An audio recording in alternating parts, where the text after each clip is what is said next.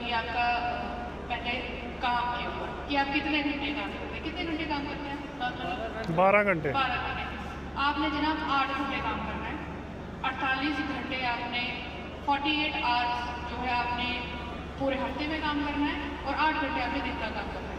कोई भी वर्कर जो है वो अपनी मर्जी से 12 घंटे काम कर सकता है, बट उसमें है कि आपकी कंसेंट जो है वो आपके एम्प्लॉय ने, कॉन्ट्रैक्टर ने आपसे लेनी है कि भाई आपने 12 घंटे काम करना है कि नहीं करना, उसमें आपकी कंसेंट लगेगी। उसमें कोई आपको ज़बरदस्ती काम नहीं कराएगा। ये चीज़ें पहले भी थी, बट थोड़ा उसमें कुछ चेंजेस थी, मॉडिफिकेशन थी, अभी उसमें थोड़ी सी नई जो चेंजेस लाई गई है। अभी उसके बाद आपका रहता है ओवर टाइम का। अभी ओवर टाइम का आपको कितना मिलता है अगर आप ओवर टाइम करते भी हो तो? डबल मिलता है मैम।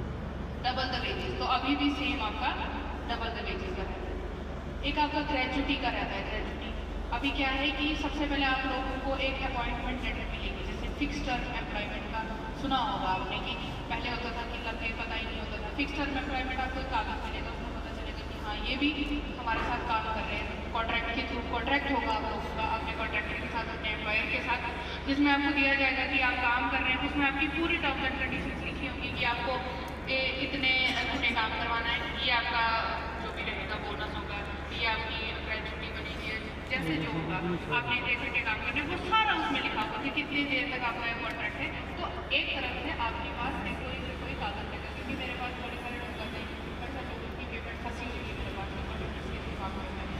अभी यहाँ पे क्या चल रहा है कि पीस रेट वेजेस चल रहे हैं। पीस रेट वेजेस चल रहे हैं, वो लोग कहाँ कॉन्ट्रैक्टर किसके साथ है वो पता नहीं है, वो हमारे साथ रजिस्टर्ड है या कॉन्ट्रैक्ट लेवल में होती है, क्लियरिटी नहीं होती। तो अभी जितने भी आपके कॉन्ट्रैक्टर आपको लगाएंगे वो सारा उनका जिम्मेदारी आपको हो देना। अब जिस बंदे को फिक्स टर्म इंगेजमेंट के पास अपॉइंटमेंट होगा तो उस बेसिस पे आपकी ग्रेजुटी जो है वो बनेगी। अगर जिसने कंटिन्यूसली 1 साल तक काम किया है तो वो उस ग्रेजुटी के लिए 1 साल के बाद एलिजिबल होगा, आपको ग्रेजुटी भी मिलेगी। ऐसे अभी तो ग्रेजुटी 5 साल की है, जैसे पहले थी कि 5 साल आपने कंटिन्यूसली कहीं काम किया उसके बाद आप अपनी ग्रेजुटी के लिए क्लेम कर सकते हैं। बट अब जो FTE जो चेंज हुआ है अपॉइंटमेंट लेटर का, जिससे फॉर्मलाइजेशन होगी आपकी एम्प्लॉयमेंट की, आप फॉर्मली किसी कागज़ में चढ़ोगे, ऐसे जबानी नहीं होंगे, तो उस चीज़ का वो करके आपको ग्रेजुटी जो है 1 साल के अंदर अंदर मिल जाएगी। और आपका जो बोनस वगैरह और बाकी चीज़ें वो वैसी की वैसी ही हैं। ये कुछ जो मेजर चेंजेस हुई हैं अभी। और अगर किसी को कोई क्वेरी है, कोई क्वेश्चन है तो मुझे पूछ सकते हैं, फिर हम और इसको कंटिन्यू करके डिस्कशन टाइप का बनाएंगे ना। जैसे कि आप इसमें पता चलेगा कि पहले किसी को आप कितनी तनख्वाह देते थे, उसमें से आपको ओवर टाइम कितना मिलता था, कितने दिन में काम करते। अगर कोई भी आपका कोई भी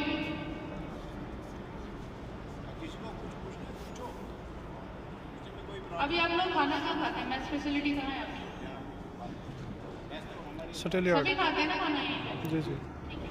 तो जैसे कॉन्ट्रैक्टर होता है ना, जैसे मैं आपको ऑक्यूपेशनल सेफ्टी हेल्थ और वेलफेयर कोड में थोड़ा बताती हूँ। तो इसमें सबसे पहले रजिस्ट्रेशन आपकी स्क्वायर का सबसे पहले बनता है कि भाई आपने जब भी अभी वो कोड इम्प्लीमेंट होगा, 1 अप्रैल के बाद इम्प्लीमेंटेशन होगी नई लेबर कोड्स की, तो जो कोड है वो इस तरीके के बनाए गए हैं कि इसमें जो काम कर रहे हैं हमारे वर्क फोर्स उनके लिए तो की है सहूलियत, साथ ही साथ जो हमारे एम्प्लॉयर हैं उनके लिए भी है। जैसे इनको बड़ी रजिस्ट्रेशन करनी पड़ती थी, बड़े बड़े इन्होंने ECI में करना होता था, बाकी किसी में करना होता था। तो अभी उठाओ चाय पीती पीती